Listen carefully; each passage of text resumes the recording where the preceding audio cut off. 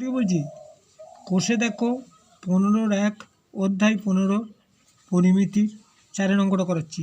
কোষে দেখো 15-1 অধ্যায় 15 পরিমিতি 4 অঙ্কটা।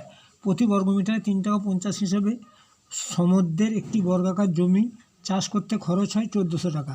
প্রতি মিটার 8 টাকা 50 হিসেবে বেড়া দিতে কত খরচ হবে? দেখো আমার এখানে ক্ষেত্রফলটা দেওয়া আছে, আমাকে পরিসীমাটাও বার করতে হবে। তাহলে আমি করি এখন অঙ্কটা। কী বলেছে দেখো, 3 টাকা 50, 3 টাকা 50 মানে কত হচ্ছে দেখো, 3 টাকা 50 কে করে দাও, 3 টাকা 50 মানে 3 টাকা 50, 3 টাকা 50 মানে কত হচ্ছে, 50 মানে 7-2 টাকা, 7-2 টাকা মানে 3 পূর্ণ 1-2 টাকা মানে 7-2 টাকা। তাহলে 7-2 টাকা খরচ হয়, 7-2 টাকা খরচ হয়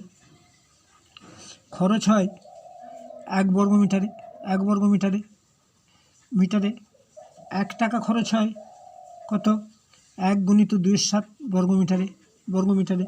আর কত টাকা খরচ হয়, 1400 টাকা খরচ হয়, 1400 টাকা খরচ হয় কত, 1 গুণিত 2/7 গুণিত 1400, 1400 কাটাকাটি করো, এটা হচ্ছে 200 সমান 400 বর্গমিটারে, বর্গমিটারে, বর্গমিটারে।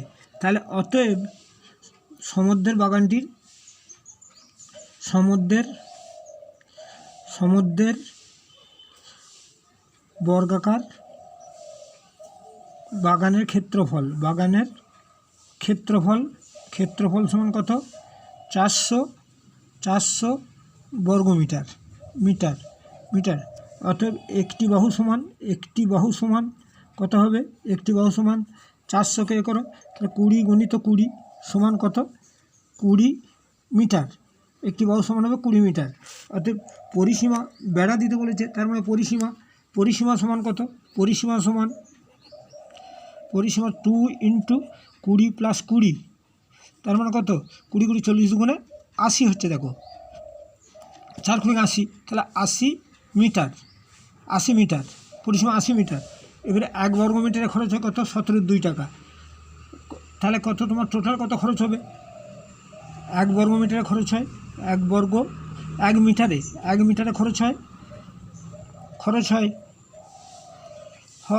17.2 টাকা।